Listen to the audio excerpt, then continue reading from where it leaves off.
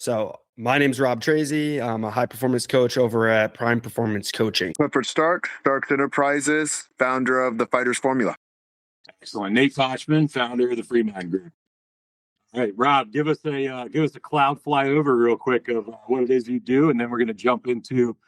I have no questions. I don't know if Clifford told you. I have no questions in front of me. This is just a genuine, authentic conversation. So just know for the next 59 minutes, we are spitballing on your story, completely organic. Yeah. Yeah. So background strength and conditioning coach, converted over into a high performance coach for solopreneurs, owner operators, essentially helping them generate momentum in their personal lives so that they can achieve more professional success. And I'm moving from coaching into growing a strategy firm. So looking to hire other coaches underneath me, building the mastermind out, speaking on stages. I facilitate workshops around leadership, communication, navigating power dynamics, and just try to get the ball rolling for as many people as possible. Dude, that's awesome, man. Very cool. Thanks. Yeah. So, do you guys know each other prior, or is it cold? I feel like we know each other well. We've met a few times and we've gone very deep. And I'll also share this. I want to give a shout out to Rob because me and him met.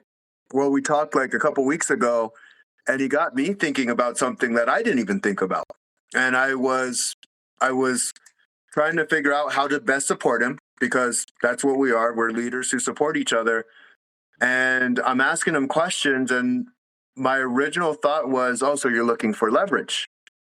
And he thought about it for a second. He goes, no, I'm actually looking for connection.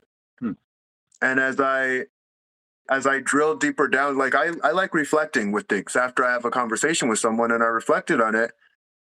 I go, oh my God, all of us just want connection at the end of the day.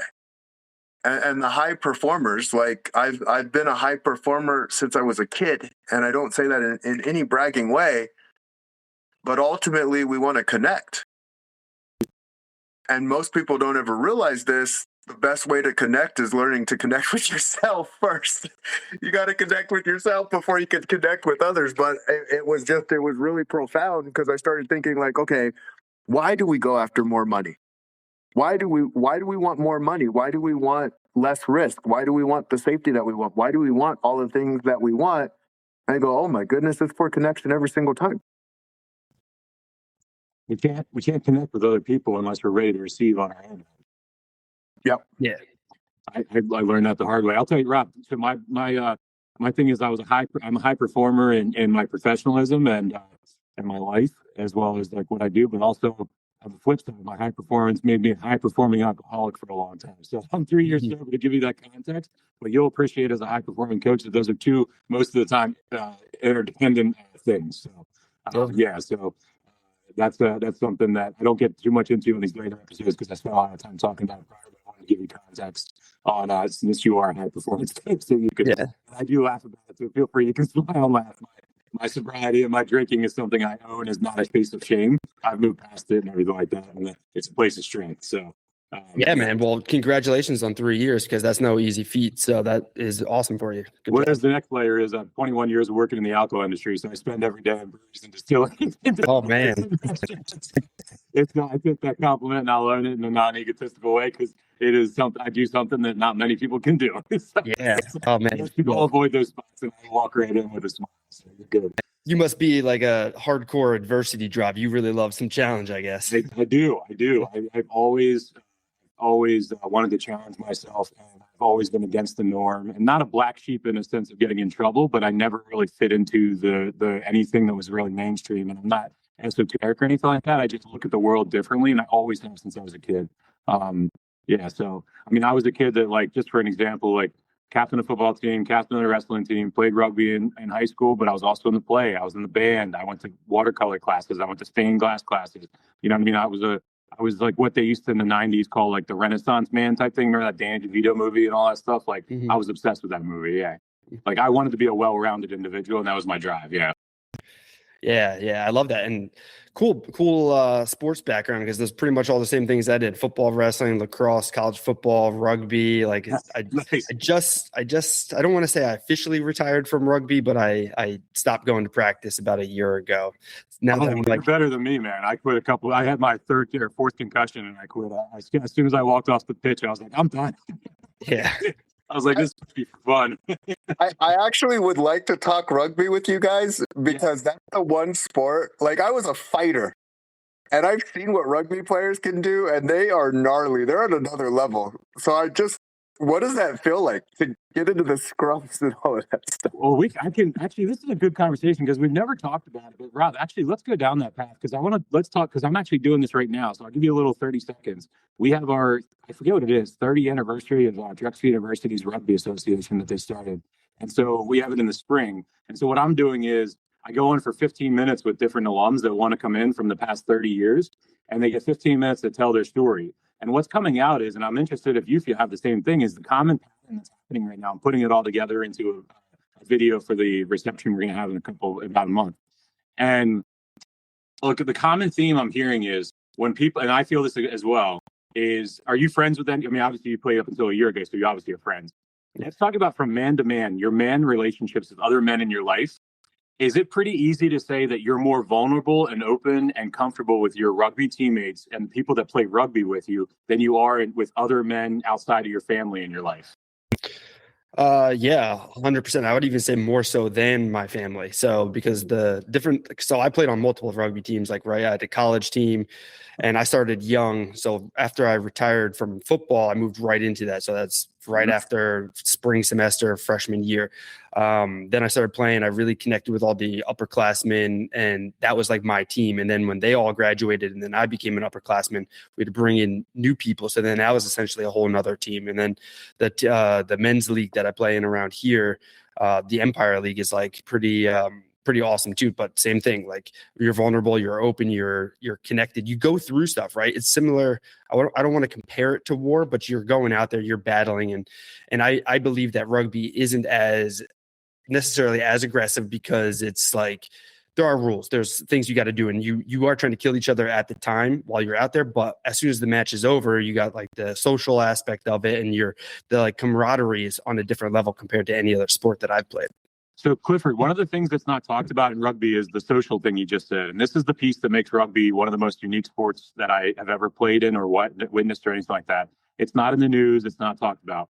So I'll give you an example. Like, there's matches where I got in a fight with a guy one time in the middle of a match because he started it. We're in the middle of a scrum, and my beard was really long at that point. It was probably down here. And he kept grabbing my the goatee part, and he was ripping chunks of my hair, of my beard out. And in the middle of the scrum, so Clifford, that's when you're like locked in over top of the ball and everybody's in a big scrum together fighting for the ball. And so there's a lot of dirty shit that goes on inside the scrum because the ref can't see inside the scrum. So literally you're punching nuts, you're hitting people in the throat. Like, guys are I never did that. I was always a submission guy. I never played dirty. But if somebody played dirty, I would counterbalance whatever strength they gave me to dirty and then suppress it with submission. So this guy pulling on my goatee, and I pop right on the bottom of his jaw. I just popped him just to knock him back, and it worked. So then that turned into, for the next hour, us going back and forth and doing very aggressive tackles and very aggressive everything else on each other. Then fast forward to what he's talking about with the social. The moment I fell in love with the sport was right when that match ended. So the number one rule, Clifford, is it's a gentleman's sport. The reason it's a gentleman's sport is you leave everything on the field. Everything. Emotions, like resentment, hate, love, everything stays there, and it's a reset when you walk off the field. So you have a mental mindset that has a physical representation in front of you that transfers you when you walk out and the match ends. And then what you do is, now Clifford, this is going to be crazy, because imagine this, Clifford, you're at a UFC fight in Vegas, and then you and the guy you just beat the fuck out of go to the bar afterwards together and start to go party all night. That's not happening in that sport. That happens in rugby as a team. So as a team, your requirement is post-game is to go, the hosting team, whoever is the home team, has to host you at their place, whether it's a clubhouse of a bar that sponsors them or it's somebody's home. It is a gentleman's sport where it's required to, then you're supposed to come back and socialize and get to know each other as human beings. So Nate, I'm going to actually comment on you there because So I love that perfect explanation there. But like a lot of times people would always compare rugby with like soccer or Yep. America or European football, I guess. But so the comparison though is soccer is a gentleman's sport because you're all polished, all cleaned up and played by hooligans. Whereas rugby is considered the hooligan sport played by gentlemen. And the gentleman aspect of it is like, yeah, exactly what he was diving into. Because that level, like you sing songs, you break bread, you drink together, you like it's totally unmatched. I wish I could remember the lyrics and we could sing Yogi Bear to Clifford right now. Yeah. No, So Clifford, there's about 12 songs. Like, you know, the Irish guys you see in the bars and the videos and stuff like that. There's about 12 to 15 songs that every rugby player in the entire world knows. And that's what they're drinking songs. And you all sing them together and you drink every time and they're vulgar as hell. The song, and I'll tell you something funny, Rob. I worked at a summer camp and what we did was me and my rugby teammate was my other counselor. We took all the songs and changed them into like kids songs, and we had like 200 kids singing them around a campfire, but they were like PC versions of it. Oh my God, that's so And then funny. one of the kids played rugby in college and sent me a DM on Facebook and was like, "Mate, that song wasn't the song." And I said, "I know. I didn't think you'd ever come." Yeah, go a little with your. Oh, Clifford, go ahead, man. No, I was just saying that's really cool. Like, even when you talk about getting your goatee pulled and not resorting to that level, but everybody came together to break bread at the end. As when I was a fighter, people would do dirty tricks too inside the cage, and I was like, you know, I'm gonna stick to who I am and let them be whoever they're gonna be. But outside of the cage, the biggest thing I've realized, everyone's more the same than they are different. The more I go through this journey, the more I go, wait a minute, everyone's more the same than they are different. Now you learn to handle capacity more when you do certain things, though. And that's what I respect about rugby so much. That is not an easy sport. Like, I can look at it and go like, that is no joke. And I could only imagine what was going on in scrums. It's that, and I think it's the impact of a fully fledged man and a fully fledged man running full tilt at each other without pads, connecting. I think that's the part that I never liked. Like, my asshole puckered up every time I was about to that never got easier. The impact part never got easier. Yeah. But Rob, is it the same experience for you where it becomes frustrating where you meet these guys and also women? I'm going to also say, we had a women's rugby team. I'm still friends with a lot of those girls and stuff like that. And, you know, they're the same way too. You know what I mean? It doesn't matter which gender it is, you know, but do you feel like it can get frustrating in life because you practice that your entire life? You practice that leave it on the field mentality. Do you struggle with authenticity with people who are inauthentic in life? I mean, no, but I feel like for myself, at least, I can, for the most part, I can kind of get a good vibe from somebody, just either from like the content or like networking events. I mean, like, I'm sure you've been to plenty of networking events where they're just there to sell you. Yes. And they're just like, here, take my business card. Oh, just call me whenever you need me. And like, they're not open to like developing a relationship. And I know for myself, like I've been in a lot of like coaching groups and like networking groups where it's like, you're just feeling the pressure all day long getting sold to. So I've at least made it a staple for myself to try to develop better relationships with people. So like when I do go to these events or conferences and whatnot, like I'm genuinely trying to learn something from somebody. I'm trying to provide some sort of value any way that I can, resource, maybe buying a ticket or whatever it may be, but just trying to reciprocate, put out there. And then you begin to like attract better people, I feel like. What are some of the like for you, like what are some of the strategy, or without giving the secret sauce or anything like that, how do you kind of go about, like, if somebody's watching or listening right now and already is like, oh, I like this conversation, I like this guy, what are some of the things that they can expect in your style and your strategy when you're coaching? Yeah, so it's like I try my best to trying my best to not just impose on like what I think everybody should be doing, but like the coaching aspect is like, hey, digging a little bit deeper. asking better questions and then guiding, or kind of just being that additional perspective or that new lens to kind of look at the problems that come through. So everything that I teach with my coaching, all the principles, is like different strategies on how to assess different things that you're going through, like the workload that you're taking on or putting out, how you're like, what you're consuming, what are your systems like, how is your influence in your communication skills, like are you creating opportunities for yourself and for others, and kind of like looking at where you're at with your own business, and then like, hey, here's some tools, here's how I approach different things. Let's look at this together as like a collaboration, almost like a team, instead of like, here, just listen to what I'm telling you. When you what are the industries are there any key industries that you kind of excel in, or any specialties, or is it like you can work with any industry and any leader within any industry? For the most part, it's like the solopreneur, owner, operator, kind of service-based world. And I do that because that's who I was, right? So like in strength and conditioning, I really dove into it because like sports, athletics, the gym, that's kind of was like my gateway to personal development. That's what led me to success. That's what helped me develop my quote unquote family. So I dove in. I was like reading the latest research every month when the journal would come out for strength and conditioning, staying up to date. And that allowed me to scale my book of business up like very quickly. I was at a point where I was working like 15, 16-hour days of training sessions, just back to back to back, and did that for 7 days a week for almost 3.5 years. And which was good because on paper I was successful and doing the things that I wanted to.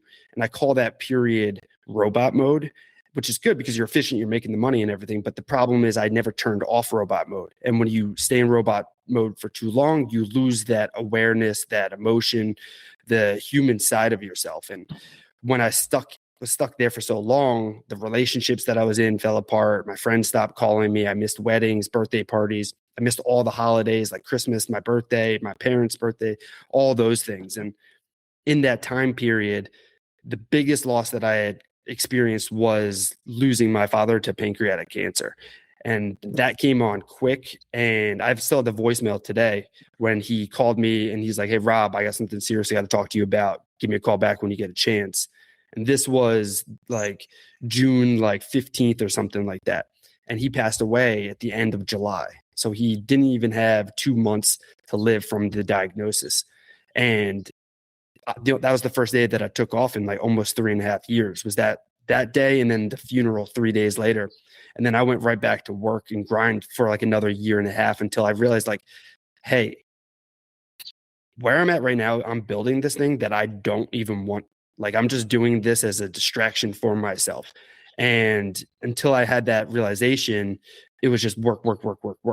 But then from that point on, I was like, all right, I love coaching, but I don't know exactly what it is. I got to go on this journey now to figure out what I'm going to be doing.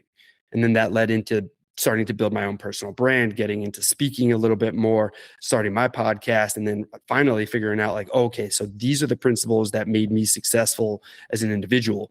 These are also the principles that made me successful as a strength and conditioning coach. I'm just going to bring it over to now helping other service-based solo owner operators as I was, because that's who I resonate the most with.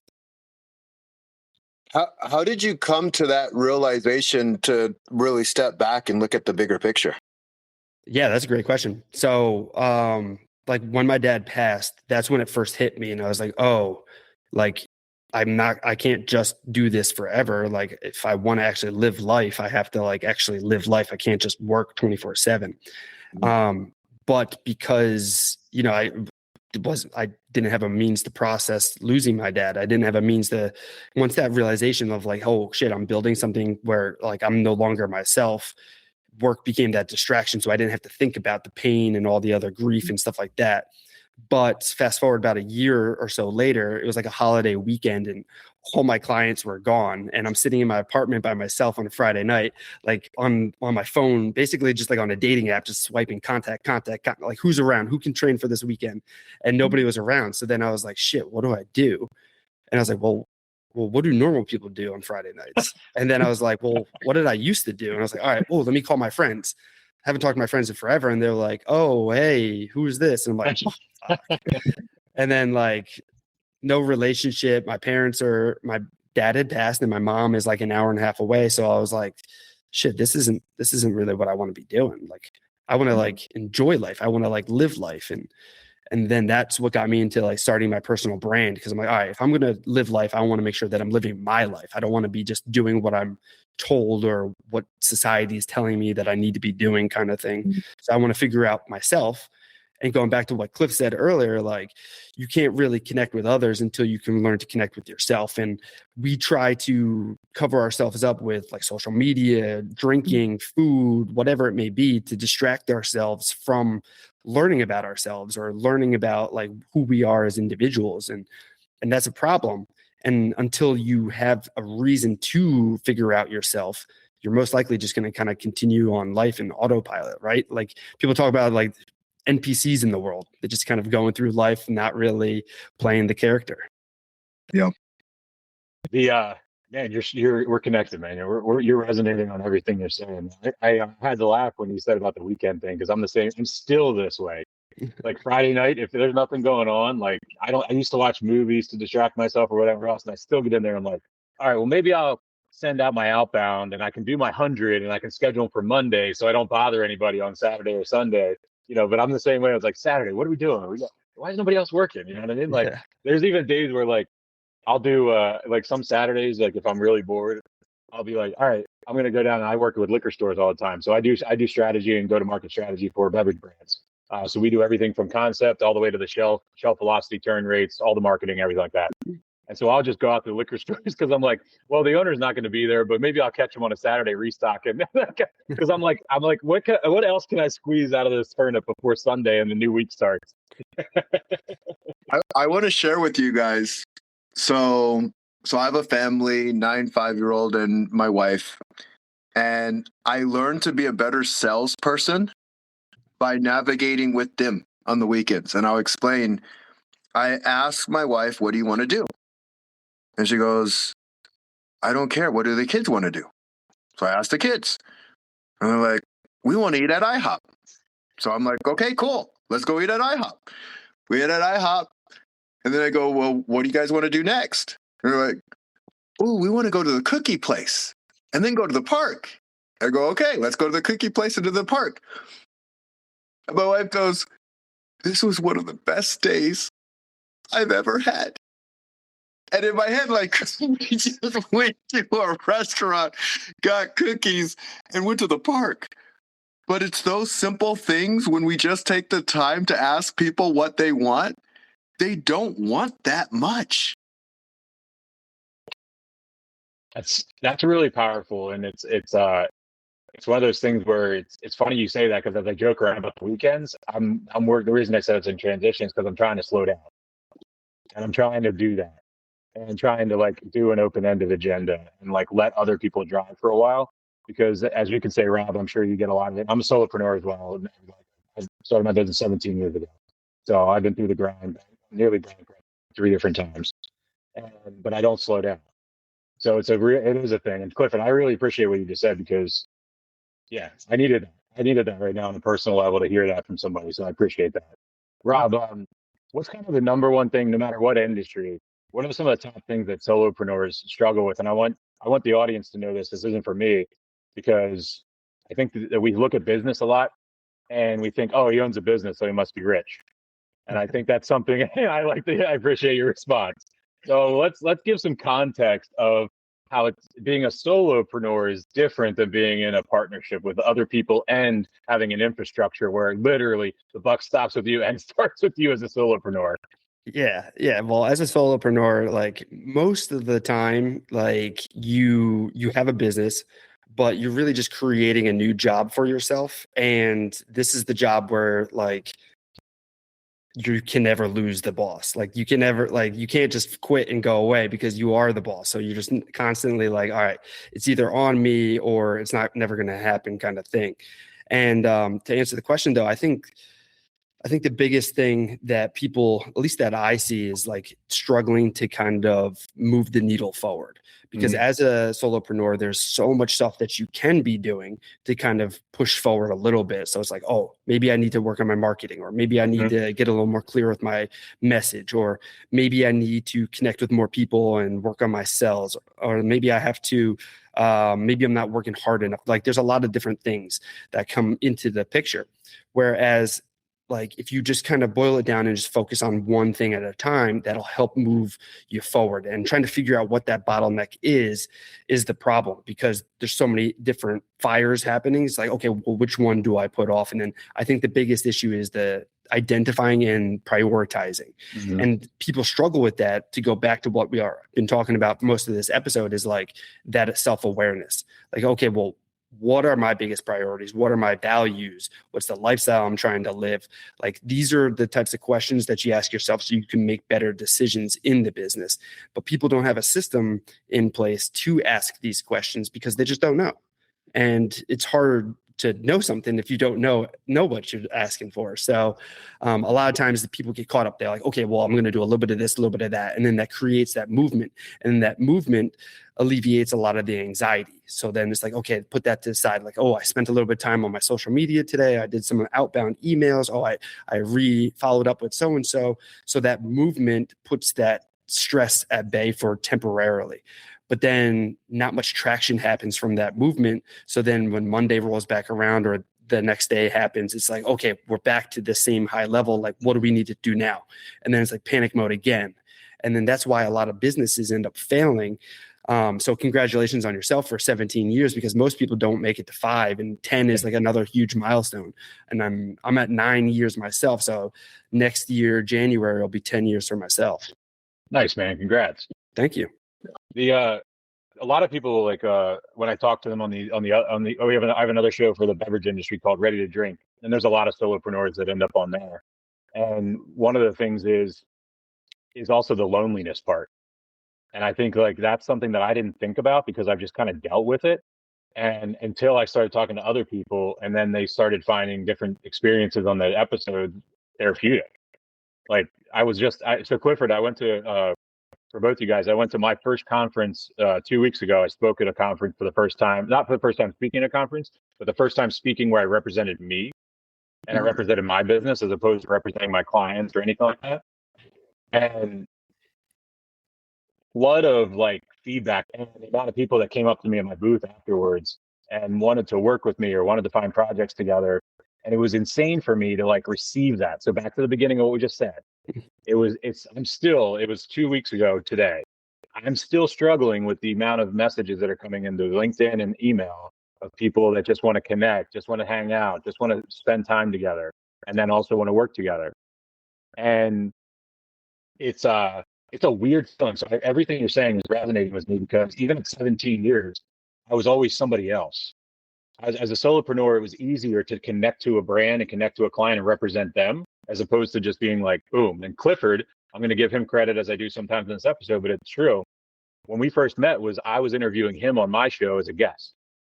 I'd never met him before. I sent him, my outbound is one message that says, I'd love to have you on my show. And it's a link to an episode. And then that's all I say to people. And I reach out to CEOs and all this stuff all over the world. And until Clifford, then what was it, like 2 days later or whatever, it was a Saturday, Clifford calls me on my cell phone, which I never shared with him. So I'm not even going to ask how I got that. But no, just gets on my email signature. I just kidding. But he calls me and he says, he's like, I just need to talk to you about something. And I was like, oh shit, man, a UFC fighter's calling me on Saturday? Like, what the hell's going on? And he just said, he's like, the amount of outbound that you're doing and the amount of openness that you are and the vulnerability you're putting out there, he's like, I want you to put guardrails up and put some boundaries up and don't get taken advantage of. And that was the most powerful thing that anybody's ever said. Because nobody's ever said that, because everybody benefited from my vulnerabilities and my willingness to adapt to them. Yep. It changed my life.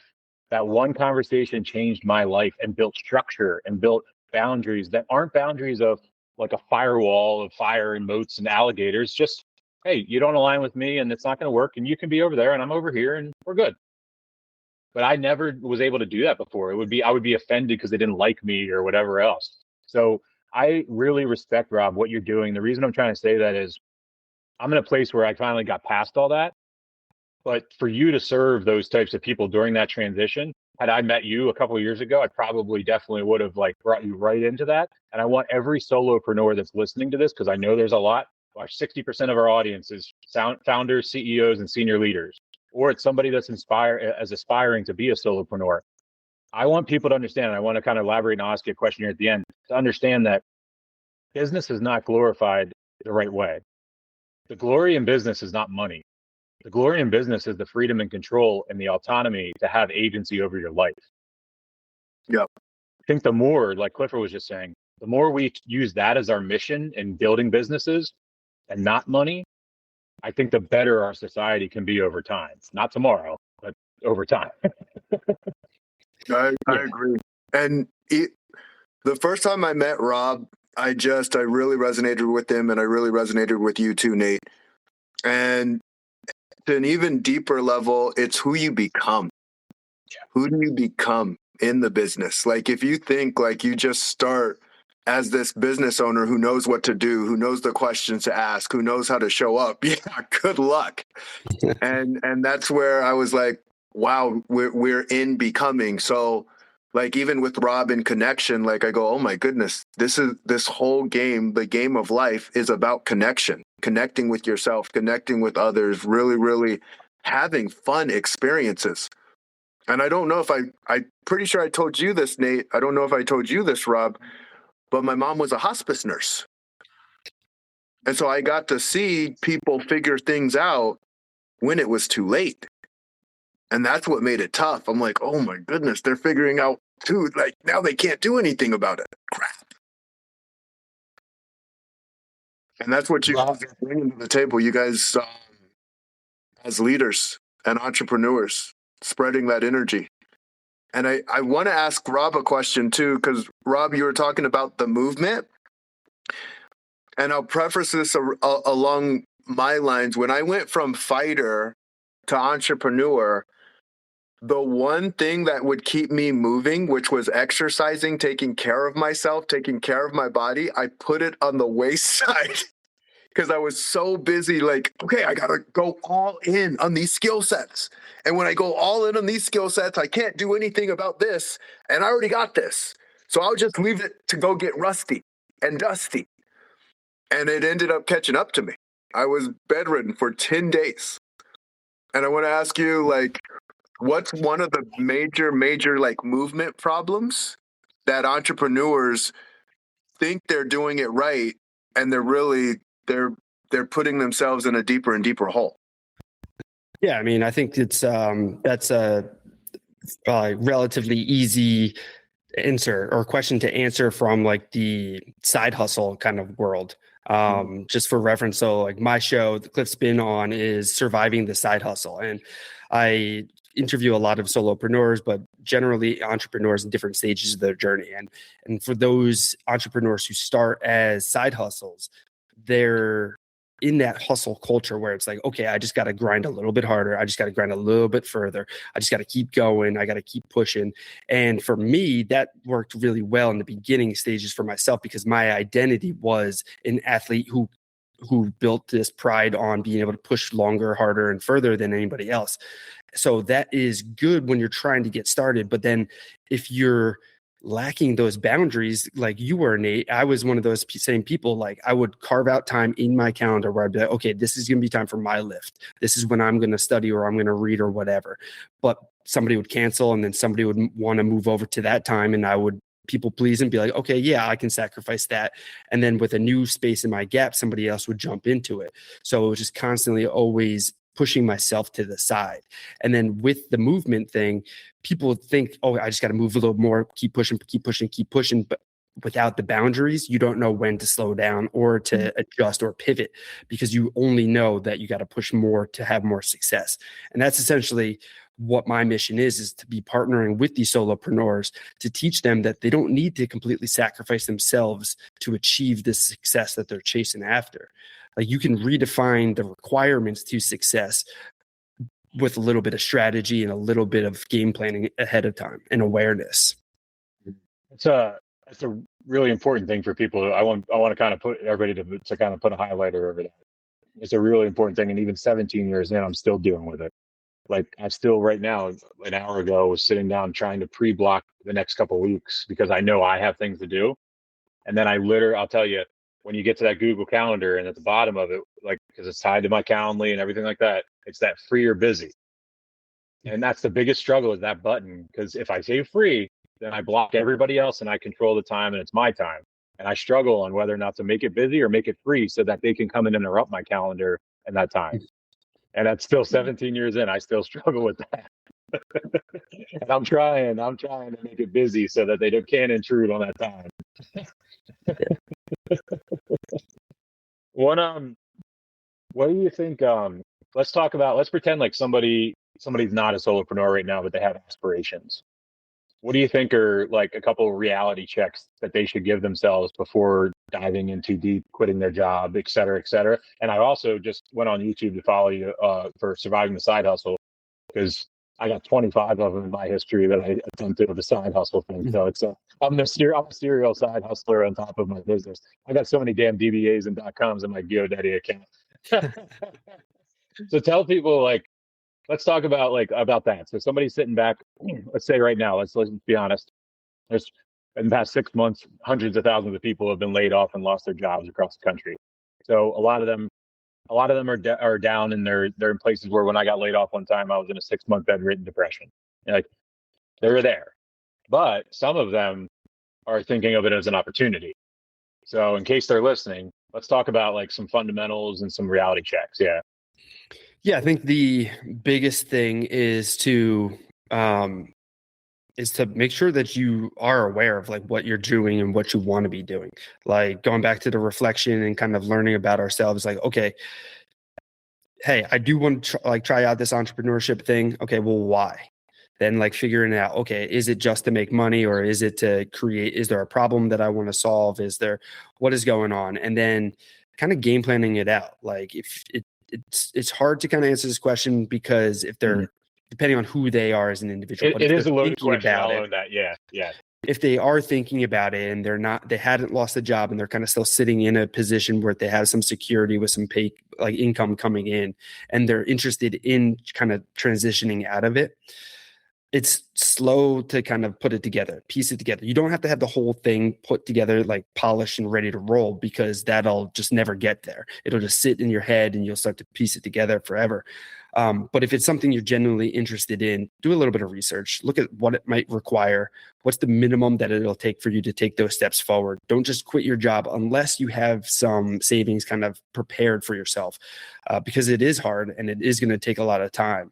And depending on where you are with your network and who you can connect with, and like how you can kind of create opportunity for yourself, a lot of things are going to be factors in that decision on when to make that transition and when it could happen. And so if someone's listening, I would really just spend some time, carve it out, like actually genuinely sit down and reflect. Figure out what it is you want to do. Is there a problem that you can solve? Why do you want to do that? What are your values? What's the life you're trying to build? And then do you have the resources to safely make a decision? I'm going to add one layer on it and ask you like a little more of a leading question: is how important is their home life and their relationship with their spouse when embarking onto this kind of a journey? Oh, that's massive, right? Like you need to have support. Like you can't just because it's not also your decision. That becomes a group decision, it's a team decision, family decision. And if it's something that you're really passionate about, like you got to make sure that you communicate that with your partner. Like, hey, this is something that I really want to be doing. And like, I'm really engaged and passionate about this, and this is what I want to do. I'm not 100% sure, or at least spend some more time and get some more research. But you just come out and you're just like, hey, by the way, I just quit my job and I'm doing this. Like, it's probably not going to go over very well. I look at support and being able to take feedback. And I bring this up because as both rugby players, feedback was critical. It was really important. If your significant other isn't believing in you, I think it's important to ask why and really listen in and say, is that true or is it not? Because I know sometimes we can try and posture and be like, no, I got this. And this is why I got this. And like, oh, we're learning, like entrepreneurs themselves learn to become effective communicators. Say as I do as I say. And people they just tend to respond. And no, when you get enough results, they believe you're going to get the result. But if you haven't gotten them, that's the start. And it's tough too. Yeah.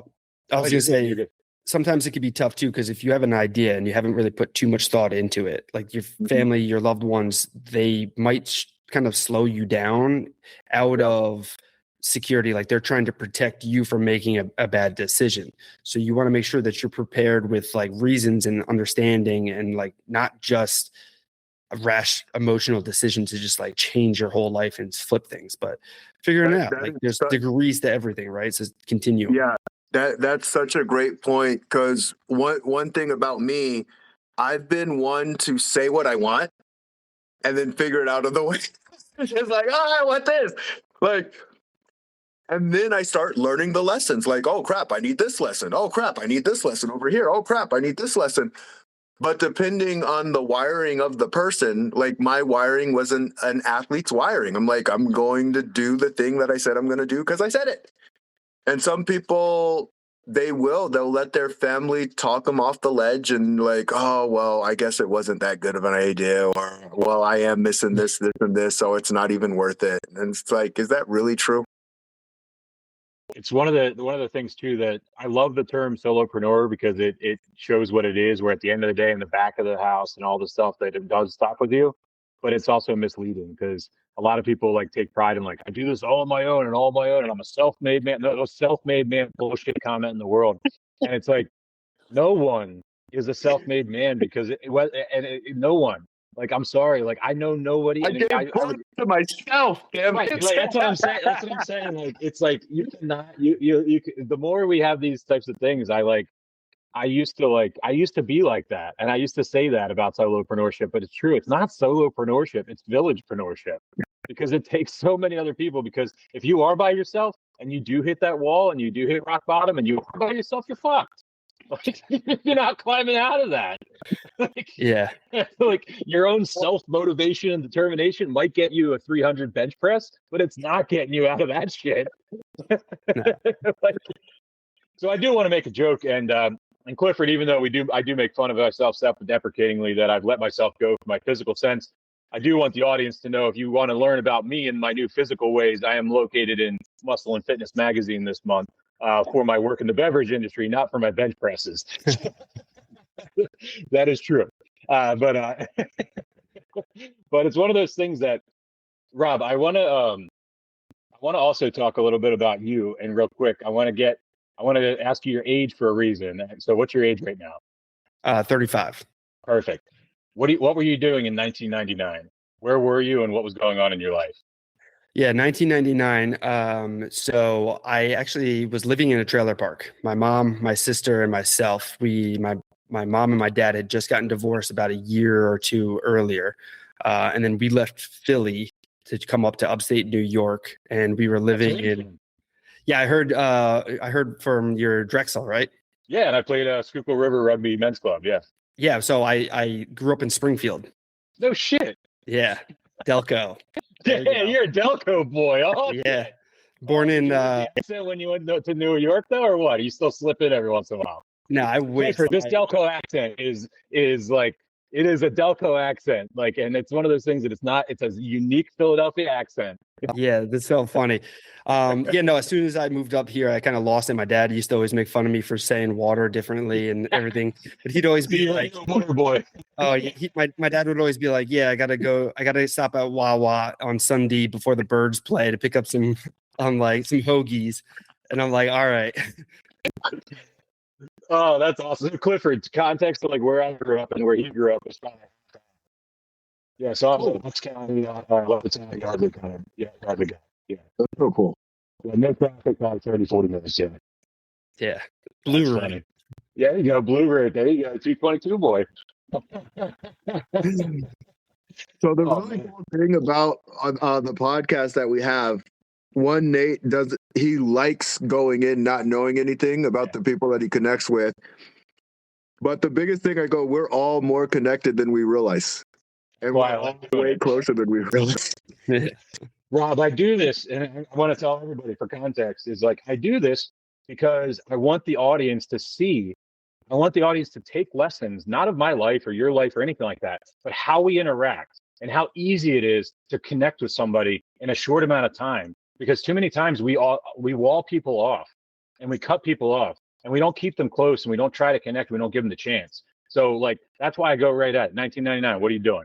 Because right there, you just gave me a snapshot of what your life was in a very thing. And from there, I see the precipice of where you got to where you are. I lived in a trailer park for a little bit in my life too.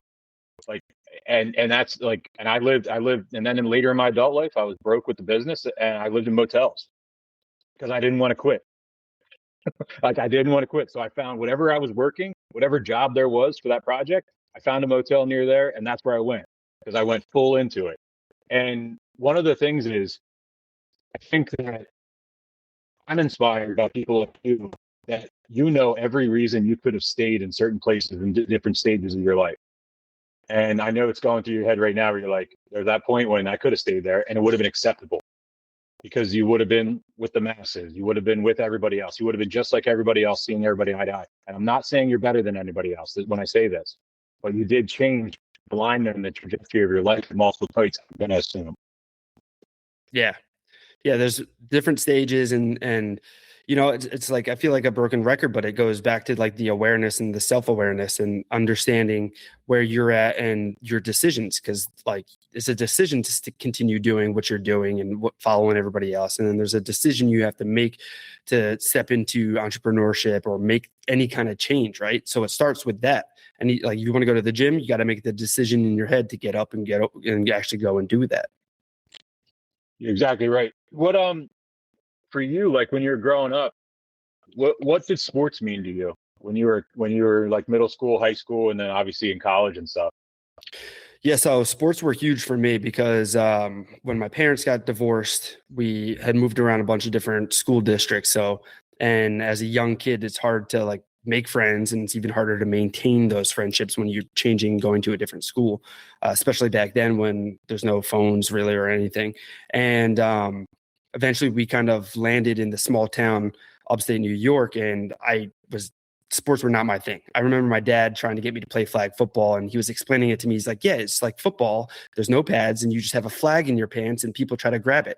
I thought like I literally had like a flagpole in my pants and like I had to run around with that. So I was like, I'm not doing that. But then when I moved to New York, my only friend that was like my actual friend, his dad was the youth football coach. So he encouraged me to come out to football. But the problem being I was heavy for my age. So I actually didn't get to play with anybody in my grade. I had to play with the kids that were older than me. And when I was in 8th grade, I had to play freshman ball for the same reason. Yeah. And I was too big for 8th grade.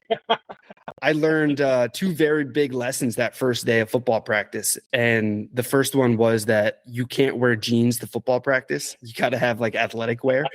So I'm like, all right, well, that's a good thing to note. And then the second thing I realized was like, okay, the popular kids, the good kids, they're in a little bit better shape. They know what they're doing. They can get through the warm up without like dying. And I was like struggling to do like that warm up lap.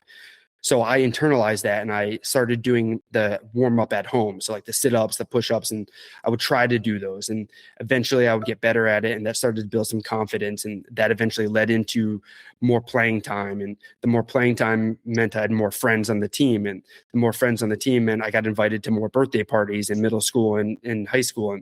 And then in order to go to those parties, my mom made sure that my grades were good. So then I'm learning to prioritize grades and how to study and how to set up like systems or at least a schedule at the time. Like, okay, after school, I'm going to do this, blah, blah, blah, blah. And that became my new outlet. So like the sports teams became my new family because my family at home was split up and my younger sister got all the attention from my parents. So I got the attention from my coaches, my teammates, and then other kids in school. And so the sports was always something. And when I got to high school, football was my main thing. I love football. Wrestling, I was really good at. I was varsity captain as a freshman. So 4-year varsity captain. Yeah. And then lacrosse was something that I think I just kind of picked up, and we were a relatively young program. So I started as a freshman, my first year as a junior, as a captain, or my first year was junior year, and I became captain on varsity. So junior, senior year, and sports was my thing. So then when I made decision to go to college, I applied for all these different schools, and out of the 7 schools that I applied to, 6 of them recruited me for football, and the only one that didn't recruit me was the one I chose to go to. And I was like, all right, screw this. I'm walking on the team, and I'm going to prove to them that I can play. So I did, and scored a touchdown, and ended up like retiring after that year. And I was like, this is not fun anymore because it's too much of a job. And then that's how I found rugby, because it was still the contact, it was the camaraderie, it was the social component. And it wasn't as serious as like, okay, you need to go to meetings, you need to do this, you need to do that, like morning lifts and everything. So that's why I'm interested in rugby my whole life. And I was a Wallabies fan in high school. So I was like, all right, let me try this out. And then sports. But without sports, I was like, what am I going to do? And that made it easy for me to get into strength and conditioning, so I could still be around those teams, that still family aspect, and then just continued with life. I'll give you 30 seconds, and then we'll close out. I just got to connect with you again. Like, so graduate high school, got recruited to 7 different colleges for wrestling. Didn't want to wrestle in college. I was like, I want to move on with my life. I want to put that behind me. I go to Drexel. And I get into Drexel not because of wrestling, but because of somebody through wrestling. Like, it was it working in admissions, and I fill out the wrong application, and she put the application in the right bag. Anyway, she writes me a letter of recommendation, and she worked in admissions, so obviously it wasn't that great. It was my personality, it was my job that she knew. See, that's the thing, is my whole life I've been given because of academics. I've always failed on academics, always in academic probation. Same exact damn thing. When I got to Drexel, I said no. I need to prove it to myself that I was. So I'm at a party, and I end up at a party with the heavyweight and one of the lighter heavyweights, and we're all hanging out. And they're like, "Man, you're really cool." Like, and then all of a sudden we start talking. I was like, "Yeah, I used to wrestle. I don't want to." Blah blah blah. And then all of a sudden they were like, "Oh no, you need to come on the team. We got an opening, and we need somebody in here." And I'm like, "You know what? I do need to prove it to myself." But then literally, the coach, I was like, "No, I don't want to do that." So I got an email from the wrestling coach at Drexel, and he's like, "Hey, I heard you're on campus. Heard you got some experience. We got an opening."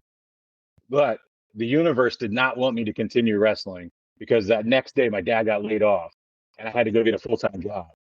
That full-time job ends up leading into everything I do today, and everything is a precipice to why I started my business. So I say this with a positive intent, that the universe took me a different way.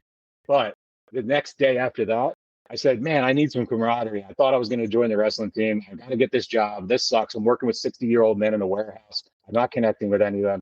The next week, walking by, dude's outside with a bong outside of a dorm. And I'm like, I like weed. Let me go hang out with you. So I sit with him. We smoke a bong. And then I was like, what do you do? And he right behind him, he pulls this weird football. And I grew up in West Virginia and rural Pennsylvania. Rugby was not a thing. I never knew what the hell it was. And he's like, holds this oblong thing over, and he's like, well, this is what I play. Why don't you come over tomorrow? And I was like, he's like, I think you'll like us. He's like, we're all recovered rugby, or we're all recovered football and wrestlers. And I walk that first practice. Everyone is the same situation in life. Everyone's blue collar. Everybody's wants to just live their life while also participating in a sport, but not letting the sport control their life.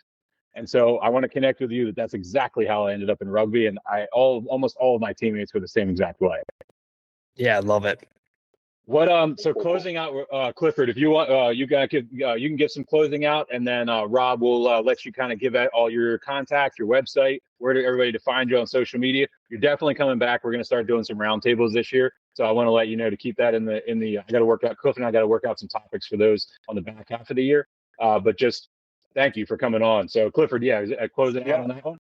Well, I first want to say, Rob, thanks for coming on. And I love that you connect with high performers. One thing that I notice consistently, because I love patterns, high performers ask some of the best questions.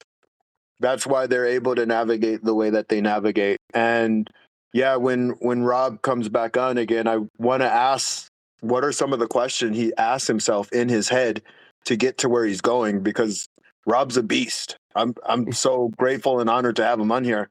But Rob, did you have anything that you would want to share, and how can people connect with you?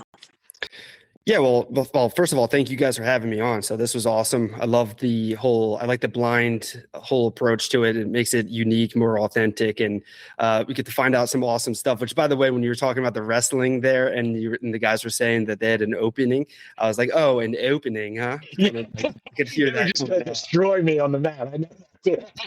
I was gonna be their drill partner. I wasn't starting. So so this was awesome. I really appreciate you guys having me on, and yeah, definitely open to coming back on in the future. Best places to connect with me, the easiest place is just my website at robtrazy.com or on any of the socials, mostly hanging out on Instagram and LinkedIn. Same thing, you just easily find me. But then also another great spot is my podcast, so Surviving the Side Hustle. You check that out at survivingsidehustle.com or Apple or Spotify or wherever you guys are listening to your favorite podcast besides this one. And then, just kind of reach out. Let me know if you have any criticism, or you've really enjoyed anything that I said. Love connecting with people. Genuinely love to just have conversations and connect. Awesome. You'll see me connecting with you online as far as that goes. So you'll see Free Mind Nate on your socials connecting with you, as well as LinkedIn and YouTube. And as soon as we hop off here today. But Rob, I want to say thank you for not just thank you for coming on, but thank you for having the balls to come on a blind show. Because as it is fun, we get rejections a lot, and on both shows, because it's the same format on both are blind, and people don't want to come on, and they want questions, they want prep, they don't want to come on blind because they're afraid. And it takes courage to come online, and that's our filtration process. And that's how we know when people are willing to come on. Regardless of it, we're going to get a great story, as well as we're going to get to meet somebody who has integrity and who has confidence and who has a foundation to what they're doing, because those are the only types that come on the show. So kudos to you, and feel that pride, take that compliment. Man to man, you need it, and I need to give it to you. Now, on the other side, to the rest of the world, as we're closing out, this world, as I say every time, is a beautifully destructive place. As you're walking down the street, everybody that's listening, look every stranger in the eye, put your phone down while you're out in public, actually look a stranger in the eye, hold the door for somebody, pay attention to who's behind you. And when you're at the gas station filling your cup of coffee, look to the person next to you, ask them how they're doing today, and actually close your mouth and listen to what they say and care. Because at the end of the day, whether you like people or not, people need, like Clifford and Rob were saying today, people need connection. And even if it's only a connection for 4 minutes, it could change their life. And that's what it comes down to. It doesn't cost anything to be a good person, and it just takes a little bit of time. And honestly, we all have 5 minutes, we all have 1 minute, we all have 15. We can find it. So Rob, thank you again for your courage. Thank you for sharing your story and connecting with us. Clifford, as always, thank you, Big Cat. All right. Yes, thank you, my brother. All right, guys, you enjoy the rest of your day. All right, Rob, I'll reach out to you later today and connect Have a with great you, buddy. one. Peace, guys.